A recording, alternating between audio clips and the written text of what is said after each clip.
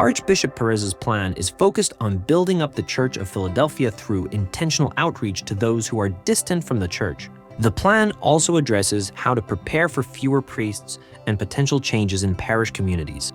Almost every diocese in the country is facing both the retirement of many priests and the need to address parish-related changes. What actions are other dioceses taking? How is the Church of Philadelphia's approach unique? Why are we trying a new way rather than something that has happened in other dioceses? There are three basic approaches to what's commonly referred to as pastoral planning.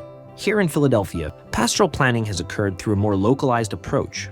When a community becomes too small and there aren't sufficient financial resources or priests available to serve, 2 to 5 parishes usually undergo some type of merger.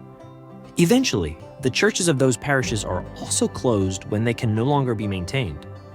While the approach seems logical, it often disproportionately affects parishes in poorer or less populated areas.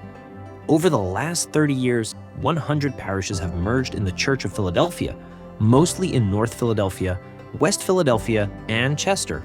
A second approach is for the bishop to begin a pastoral planning process for the entire diocese at one time that tries to envision a new parish footprint for the entire local church, regardless of the individual situations of each parish. While this approach helps future planning of priest assignments and considers the big picture, the mergers that result can be even more challenging as many communities find the changes forced and unnecessary. Additionally, these master plans don't mean that church buildings can be closed or sold immediately. Often this process takes a decade or more. Therefore, the new plan takes a long time to become a reality. A third approach, commonly undertaken by other dioceses in recent years, is the creation of permanent multi-parish pastoring, often called collaboratives or families of parishes. In this case, 2, 3, 4, or even 5 parishes may be put under the care of one priest, pastor, and one shared staff.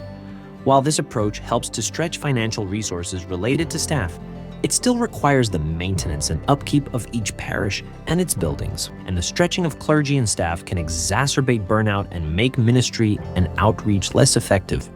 While all these approaches have advantages and challenges, they all seek to answer the question, where can the church no longer afford to be? With this new alternative outlined by Archbishop Perez, he is trying to answer the question, where must the church be and how? By taking the best learnings of all three of these approaches, the plan for the Church of Philadelphia will attend to our current realities and keep the gospel mission at the forefront.